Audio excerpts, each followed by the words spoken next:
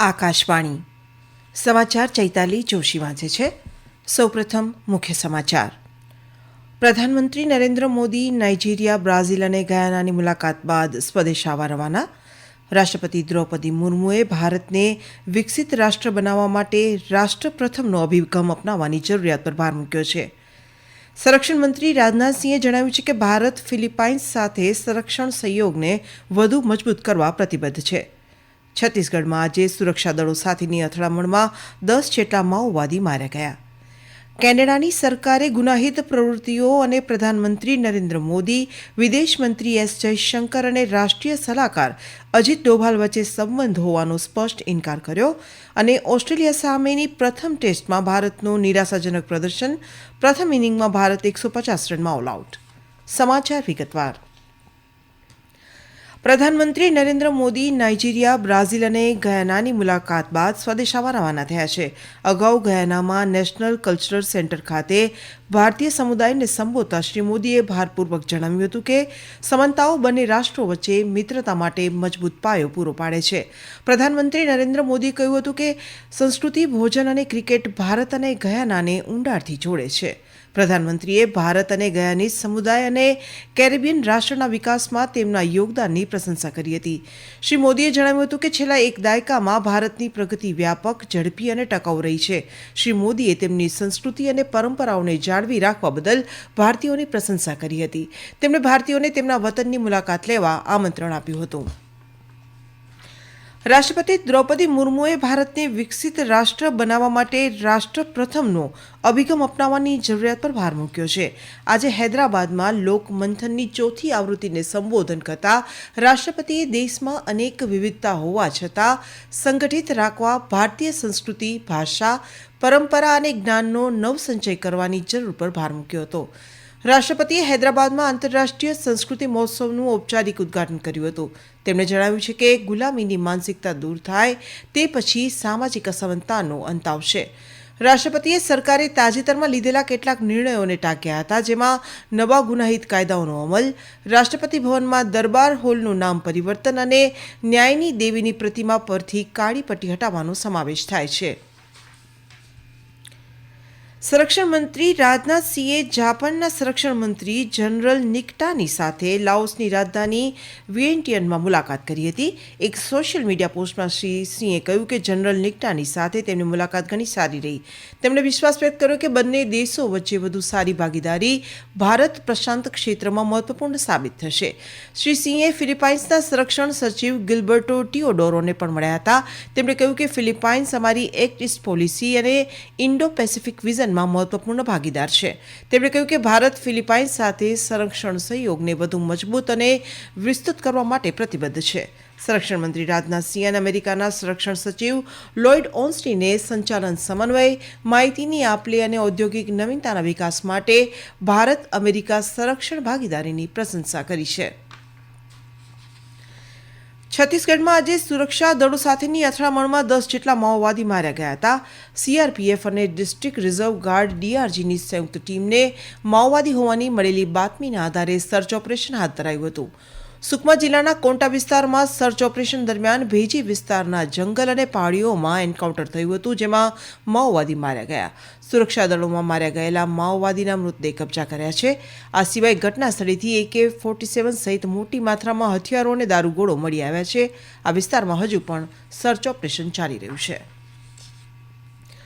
સર્વોચ્ચ અદાલતે જ્ઞાનવાપી મસ્જિદના સીલ કરવામાં આવેલા વિસ્તાર વઝુખાનાનો ASI સર્વે કરાવવા હિન્દુ પક્ષકારોએ કરેલી અરજીને પગલે જ્ઞાનવાપી મસ્જિદ સમિતિનો પ્રતિસાદ માંગ્યો છે. આ વિસ્તારમાં શિવલિંગ મળી આવ્યું હોવાનો હિન્દુઓનો દાવો છે. 2023માં સર્વોચ્ચ અદાલતે વઝુખાના સિવાયના વિસ્તારોમાં તોડફોડ વિના મસ્જિદનો ASI સર્વે કરવાની મંજૂરી આપી હતી. કેનેડાની સરકારે શુક્રવારે કેનેડામાં ગુનાહિત પ્રવૃત્તિઓ અને પ્રધાનમંત્રી નરેન્દ્ર મોદી, વિદેશ મંત્રી એસ જયશંકર અને રાષ્ટ્રીય સલાહકાર અજીત ડોભાલ વચ્ચે જોડાણ અંગે ઔપચારિક રીતે સ્પષ્ટતા કરી હતી. પ્રીવી કાઉન્સિલના ડેપ્યુટી ક્લાર્ક અને કેનેડાના પ્રધાનમંત્રીના રાષ્ટ્રીય સલામતી અને ગુપ્તચર સલાહકાર નાથાલી ડ્રોઈને એક નિવેદનમાં જણાવ્યું છે કે કેનેડામાં ગુનાહિત પ્રવૃત્તિઓને પ્રધાનમંત્રી અને વિદેશ મંત્રીનું સમર્થન હોવાના કોઈ પુરાવા નથી, તે માત્ર અટકળો જ છે. નિવેદનમાં જણાવાયું છે કે કેનેડા સરકારે આવા કોઈ દાવા કર્યા નથી અને કેનેડામાં ગુનાહિત પ્રવૃત્તિ સાથે ભારતીય નેતાના સંબંધ હોવાના કોઈ પુરાવા તેમના ધ્યાનમાં નથી. ભારત અને કેનેડા વચ્ચેના રાજદ્વારી સંબંધોમાં તિરાડને પગલે ઉપરોક્ત નિવેદન આવ્યું છે. અગાઉ ઓક્ટોબર મહિનામાં કેનેડાના પ્રધાનમંત્રી જસ્ટિન ટ્રુડોએ ભારત સરકાર પર કેનેડાની ધરતી પર ગુપ્ત અભિયાન હાથ ધર્યું હોવાનો આરોપ મૂક્યો હતો. આ સમાચાર આપ આકાશવાણી પરથી સાંભળી રહ્યા છો. આ રાષ્ટ્રીય સમાચાર આપ અમારી YouTube channel AIR news Gujarat પર પણ સાંભળી શકશો. વધુ સમાચાર માટે આપ અમારા ટ્વિટર હેન્ડલ AIR_ABED ને ફોલો કરી શકો છો. દિલ્હી NCRમાં આજે સવારે 7 વાગ્યા સુધીમાં હવાની ગુણવત્તામાં સરેરાશ એર ક્વોલિટી ઇન્ડેક્સ AQI 371 સાથે કોઈ મોટો સુધારો જોવા મળ્યો નથી. સેન્ટ્રલ પોલ્યુશન કંટ્રોલ બોર્ડના જણાવ્યા અનુસાર શહેરના કેટલાક ભાગોમાં 400 AQI સ્તરનો ભંગ થયો છે. રાજધાની દિલ્હીમાં ગ્રુપ 4 પ્રતિબંધો લાગુ છે. રાજધાનીમાં ધુમ્મસની સ્થિતિમાં સુધારો થયો છે. હવામાન વિભાગે આગામી 7 દિવસ સુધી મધ્યમ ધુમ્મસ અને ઝાકળ યથાવત રહેવાની આગાહી કરી છે. વાણિજ્ય અને ઉદ્યોગ પ્રધાન પિયુષ ગોયલે જાહેરાત કરી છે કે સરકાર ડેટાની ગોપનીયતાને સુનિશ્ચિત કરવા માટે કાનૂની માળખું રજૂ કરશે. ટેકનોલોજી અને નવીનીકરણના રોકાણ માટે ભારતને મુખ્ય કેન્દ્ર તરીકે સ્થાપવાની હિમાયત કરતા શ્રી ગોયલે ભારપૂર્વક જણાવ્યું કે ભારત તેની મજબૂત કાયદાકીય વ્યવસ્થાઓની સાથે એક નવું માળખું અમલમાં મૂકવાની યોજના ધરાવે છે, જે વિશ્વસનીય ભાગીદારો વચ્ચે ડેટાના સુરક્ષિત અને મુક્ત પ્રવાહને સક્ષમ કરશે. UK ઇન્ડિયા બિઝનેસ કાઉન્સિલની UK ઇન્ડિયા ટેકનોલોજી ફ્યુચર્સ કોન્ફરન્સમાં બોલતા શ્રી ગોયલે ભવિષ્યમાં ડિજિટલ વિશ્વ અને સ્થિરતાના મુદ્દાઓને સમજવાની જરૂરિયાત પર ભાર મૂક્યો હતો. 13 સભ્યોના ક્રૂ સાથેનું ભારતીય માછીમારી જહાજ માર્થોમાં ગઈકાલે સાંજે ગોવા નજીક ભારતીય નૌકાદળની સબમરીન સાથે અથડાયું હતું. નૌકાદળે શોધ અને બચાવ કામગીરીમાં બોટના 13 સભ્યોમાંથી 11ને બચાવી લીધા છે, જ્યારે અન્ય 2ની શોધખોળ ચાલુ છે. નેવી કહ્યું છે કે સર્ચ રેસ્ક્યુ ઓપરેશનમાં કોસ્ટગાર્ડના જહાજોની પણ મદદ લેવામાં આવી રહી છે અને ઘટનાના કારણની તપાસ કરવામાં આવી રહી છે. પર્થમાં આજથી શરૂ થયેલી પહેલી ક્રિકેટ ટેસ્ટ મેચમાં ભારતનો પ્રથમ દાવ 150 રને સમેટાઈ ગયો હતો. ટોસ જીતીને પહેલી બેટિંગ લેવાનો નિર્ણય કેપ્ટન બુમરાહ માટે ખોટો સાબિત થયો હતો. ટીમ ઇન્ડિયાના ટોચના ખેલાડીઓ નિષ્ફળ રહ્યા હતા.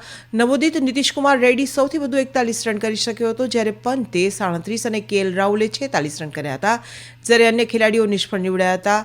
ઓસ્ટ્રેલિયાના બોલર હેઝલવુડે 4, કમિન્સ, માર્સ અને સ્ટાર્કને 2 વિકેટો મળી હતી. છેલ્લા અહેવાલ મળ્યા ત્યારે ઓસ્ટ્રેલિયાએ ભારતના 150 રનના જવાબમાં 0 વિકેટે 13 રન કર્યા હતા. ચાઇના માસ્ટર્સ 2024 બેડમિન્ટન ટૂર્નામેન્ટમાં ભારતની જોડી ચિરાગ શેટ્ટી અને સાત્વિક સાંઈરાજ રેન્કી રેડ્ડી આજે શેન્ઝેનમાં ક્વાર્ટર ફાઇનલમાં ડેનિસ જોડી કિમ અસ્ત્રુપ અને એન્ડર્સ સ્કારુપ રામુસ્મુસેન સામે ટકરાશે. અન્ય મેચમાં ભારતના પ્રસિદ્ધ ખેલાડી લક્ષ્ય સેન પુરુષ સિંગલ્સની ક્વાર્ટર ફાઇનલમાં ડેનમાર્કના એન્ડર્સ એન્ટોસેન સામે રમશે. શેટ્ટી અને રેન્કી રેડ્ડીની જોડીએ ગઈકાલે પ્રી ક્વાર્ટર ફાઇનલમાં ડેનમાર્કના રાસ્મુસ કજેર અને ફેડરિક સોગાર્ડને હાર આપી હતી. જમ્મુ અને કાશ્મીરના શ્રીનગરમાં -1.2 ડિગ્રી સેલ્સિયસ તાપમાન નોંધાયું. દરમિયાન જમ્મુ અને કાશ્મીરના કેટલાક ભાગોમાં લઘુત્તમ તાપમાનમાં થોડો સુધારો થયો છે. પ્રખ્યાત સ્કી રિસોર્ટ ગુલમર્ગમાં લઘુત્તમ તાપમાન -0.6 ડિગ્રી નોંધાયું હતું. હવામાન વિભાગે જમ્મુ કાશ્મીરમાં 23 નવેમ્બર સુધી શુષ્ક હવામાનની આગાહી કરી છે. નવી કોલસાની ખાણોની ઈ-હરાજીનો 10મો તબક્કો ગઈકાલે શરૂ થયો હતો. કોલસા મંત્રાલયના જણાવ્યા અનુસાર પ્રથમ દિવસે 5 કોલસાની ખાણો હરાજી માટે મૂકવામાં આવી હતી. આ તમામ ખાણોનો કુલ ભૌગોલિક ભંડાર 2 અબજ 63 કરોડ ટનથી વધુ છે. અંતમાં મુખ્ય સમાચાર ફરી એકવાર.